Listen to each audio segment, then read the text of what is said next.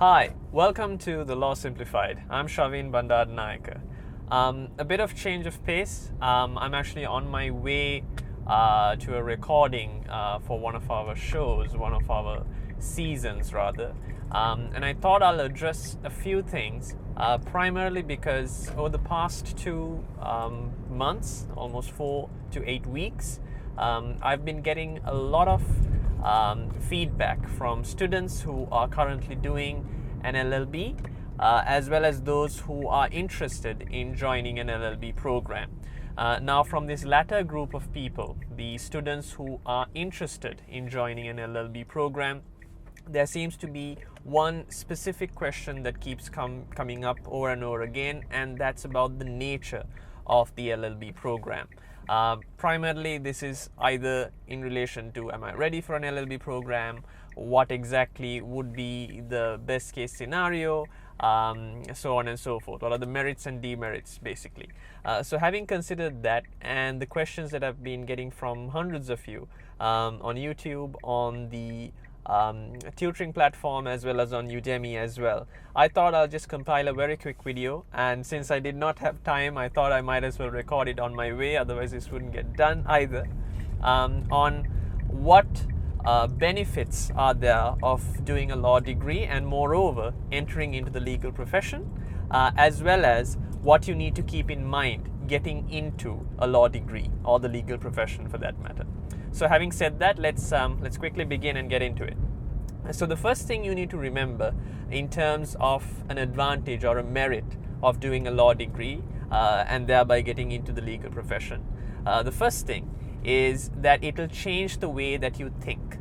Primarily, any other degree, be it in IT, be it in commerce, be it in business, management, HR, whatever it might be, there is a requisite component of analytical thinking, as well as primarily perhaps in the context of what you need to do collectively in terms of the study material that you might need to know. But having said that, a law degree is by far one of the few degrees which actually emphasizes, at least on an examination and a feedback level, on your argumentative and analytical abilities. In other words, what it does is it makes you think quite differently. I personally came into the LLB program after doing an IT degree. I was in game engineering. Basically, I was a programmer, I was a coder. Now, there's a lot of content in that as well, but comparatively, what is required of you from a programming level, from academic qualification in the context of IT or programming, is that of understanding the basic rationale, as well as making sure you understand how to exactly answer it. Whereas in a law degree, once I came into it, it's not so black and white. There is no right or wrong answer, and I say this to a lot of students as well. In law, it's only weak or strong arguments. So in that same context, it'll help you think about scenarios in your daily lives in a very different way. And what I mean by that is, when you do a law degree, when you do a qualification like an LLB, it doesn't necessarily have to lead to a profession in law. You don't have to become a lawyer. On the contrary, most of the colleagues of mine are in fact in certain other capacities, working in certain other capacities while having an LLB. I myself am in advertising and filmmaking. So an LLB is something which cuts across pretty much. So that's number one. It helps you formulate, or it shapes your thinking abilities. Secondly, it's quite arguably one of the most lucrative careers out there. Now, relatively speaking, if you take across the board pretty much any profession whatsoever worldwide, chances are, holistically speaking, and collectively in relative context, an LLB, in other words, the legal profession, becoming a lawyer, is actually quite lucrative. Now, there is a disparative tone and a connotation. For example, if you're working in a high-class New York or London firm versus maybe a much more smaller firm in Asia, let's say. But having said that, compared to a plethora of other professions out there, the legal profession provides one of the most lucrative outcomes. And if you're good at what you do, you can mint money at one point in your life. So that's number two. It's one of the most lucrative careers out there, irrespective of your geographic location. Now, the third most important thing, number 3, is the fact that it's very exciting. Contrary to what most people might tell you, the legal field, either you're in the corporate sector or you're in criminal law, either way, you will have to deal with a different client and a different situation every single day sometimes when you get briefs. And this keeps you on edge and it keeps you motivated. And if you are someone that thrives on change quite often, this is definitely the career for you. I personally am in advertising and filmmaking, and the reason why is for that reason as well.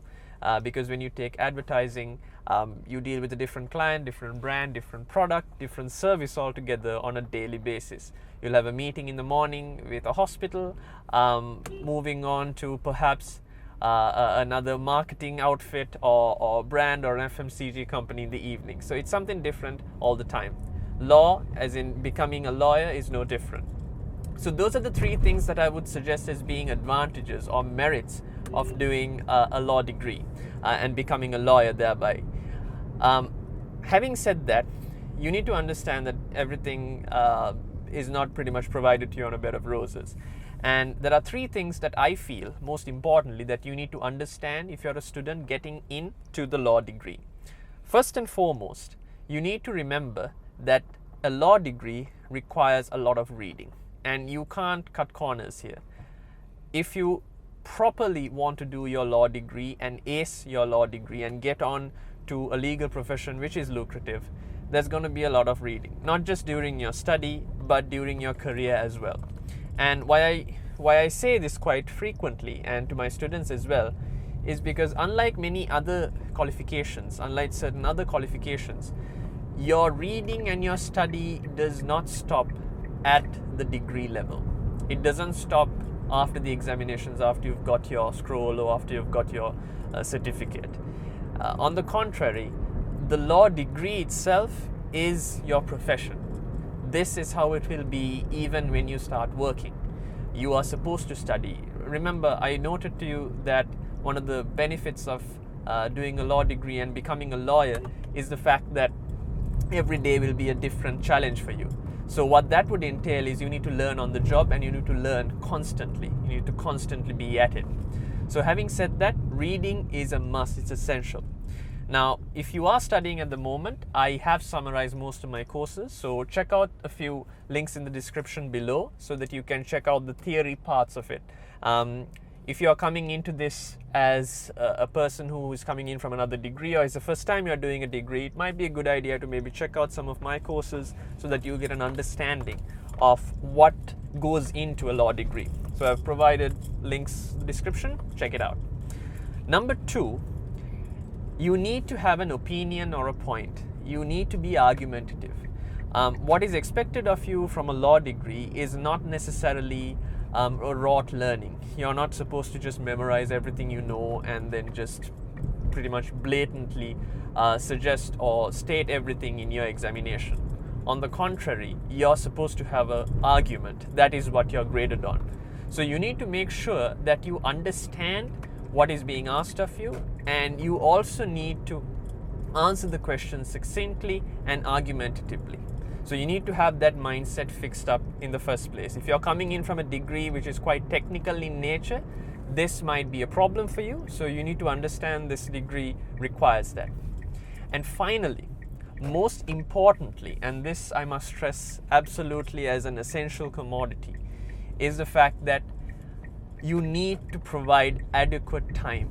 You need to respect this degree, the LLB. It requires your effort and your time. So many occasions that I have seen students who perhaps might have spent time on the books but rarely spend time on answering questions. And you need that practice. You need to be able to answer questions appropriately in the proper manner before you are able to actually consider yourself as being knowledgeable in the law, in your LLB. Don't keep this as a last minute subject or subject area for that matter when it comes to law. The beauty of the LLB and the law degree is the fact that it commands and it demands your respect of time and effort.